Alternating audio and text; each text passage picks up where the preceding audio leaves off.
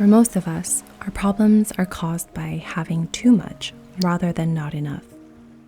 Too many things, too much to do, too many obligations and decisions, and the worst, too many distractions, the thing that takes us away from our true focus.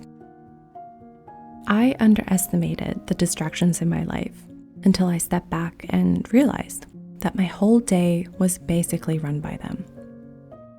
Little interruptions here and there that seemed like nothing at the time, but slowly throw me off course until I lose track of my time and attention. I knew that if I wanted to truly simplify my life, I had to do something about these distractions. So that's what I want to talk about today, my biggest distractions and what I'm doing to eliminate them.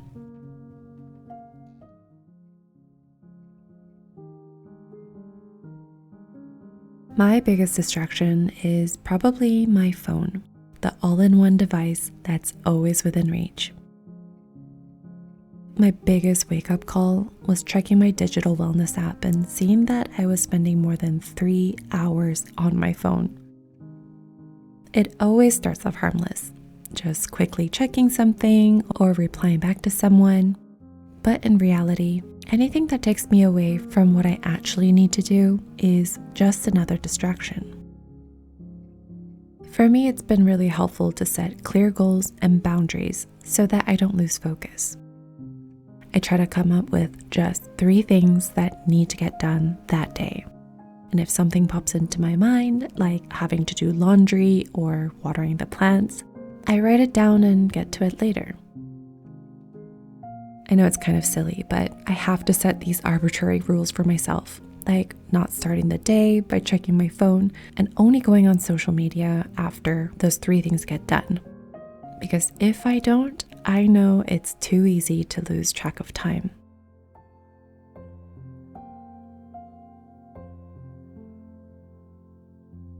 In our modern world, if we step back and really think about how many distractions there are, it's amazing that we get anything done. More than ever, it's so important to regularly engage in mindful practices like focus training, meditation, and breath work.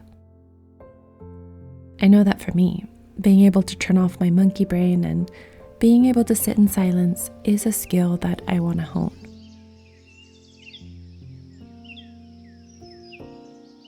If I can eliminate the noise, maybe I can pay better attention to the life that's happening right in front of me.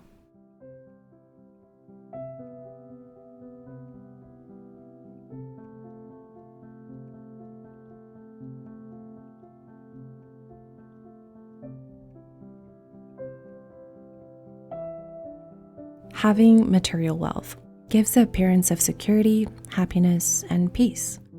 And to a point, it can be true. But I truly believe that aimlessly pursuing this path can be a distraction to living a more meaningful life. I've talked about my journey with overconsumption and living a paycheck-to-paycheck lifestyle in the past. Basically, after having worked 40 hours a week for 3 years, I had very little to show for it. And when I realized how wasteful this lifestyle was, it made me reassess everything in my life. I should preface this by saying that my life is far from perfect, but it's a lot more simple than before. I first asked myself some big questions. Which bills could I eliminate? What are the things in my life that's actually worth working towards? Being material rich weighed me down, but a simple life freed me in a lot of ways. I'm able to work a job that I like, work less hours, and worry less about bills. The goal is to keep my life low maintenance so that I can focus on having fun, enjoying my peace, and being in good company. In a world of abundance where material wealth is always dangling in front of our faces, I think it's important to see through the illusion and not let it distract us from building a life that feels authentic to us.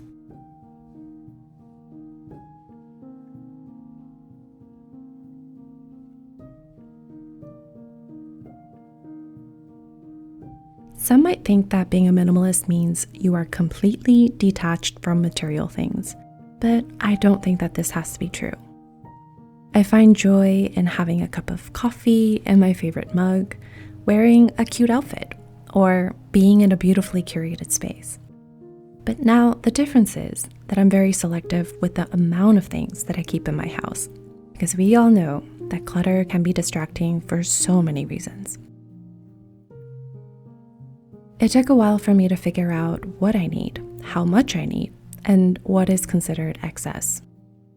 Moving was a big eye-opener for me. Also doing a low-buy challenge, keeping track of the clothes I wear, setting budgets, and routinely decluttering. Sometimes we need a hard reset to correct our spending patterns and consumption.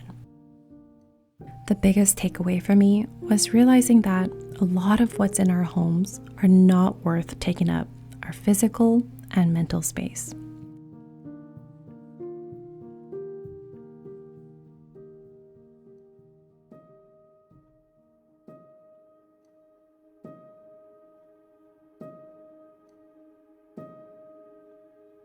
Sometimes the biggest distractions come from ourselves, our limiting beliefs, fear of judgment, pursuit of perfectionism, worrying about hypothetical scenarios.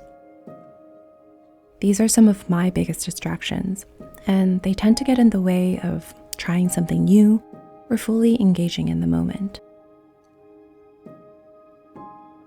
I know it sounds crazy, but in the recent years, I've been enjoying the challenge of working through some of these barriers, tuning into my inner dialogue and figuring out why and how some of these narratives got there in the first place. I really enjoyed the book, The Myth of Normal, and this one sentence really stuck out to me.